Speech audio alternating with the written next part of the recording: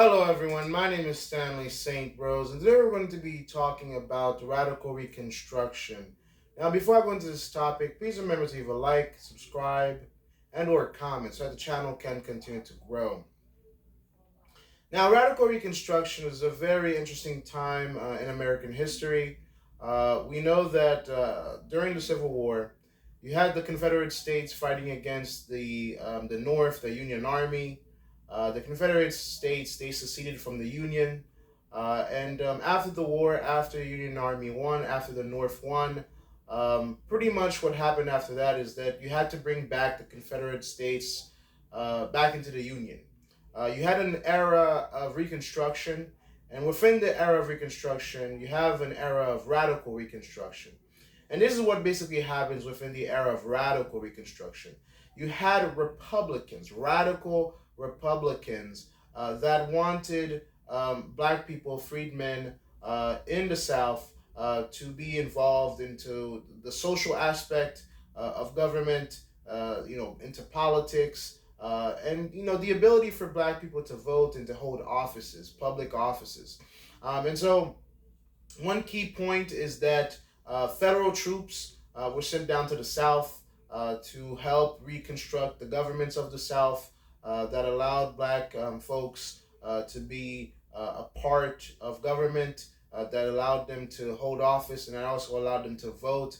Another key point of radical Reconstruction is the 14th and 15th Amendment. The 15th Amendment, yes, the 14th Amendment, that's all emancipation. And then, the 15th Amendment allowed, people of all kind, of all, skin color to vote. So that's very simple to understand right there. Radical Reconstruction, it's that restructuring of government and allowing black people to have a place within government, to hold offices, and the ability to vote. But other than that, what happened was the Democrats in the South and the white supremacists, they didn't want this to happen, and they had a severe pushback. And ultimately, what happened was later on, the federal troops withdrew from the South, and black people could still vote because the amendment was already passed. But you did see less black people going into public office because it wasn't the same atmosphere. The Democrats, white supremacists, they were pushing back against that. And after the era of Reconstruction, radical Reconstruction, you had a new era of Jim Crow laws, black codes, pretty much the era of segregation, separate but equal, that whole era.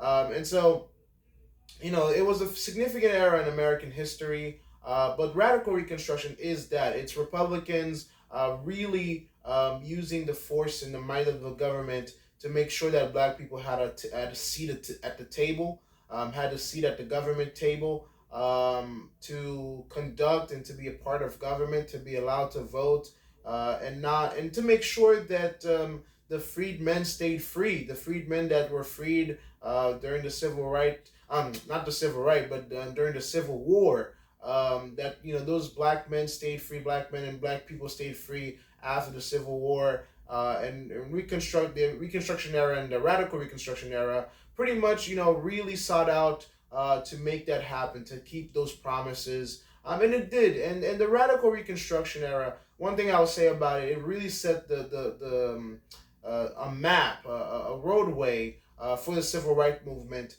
that would come later. But ultimately, that is what the radical Reconstruction is. It's federal government, specifically Republicans, radical Republicans, passing laws, allowing federal troops to go down into the South, 14th and 15th Amendment, reconstructing the governments of the South to allow black people to vote and to hold office, and also the pushback of white Democrats and white supremacists that did not want that form of government, or didn't want black people to be so heavily involved. And ultimately, this all ended with the next era, the era of segregation. So that's my summary analysis. Please remember to leave a like, subscribe, and or comment. And I'll see you guys in the next video.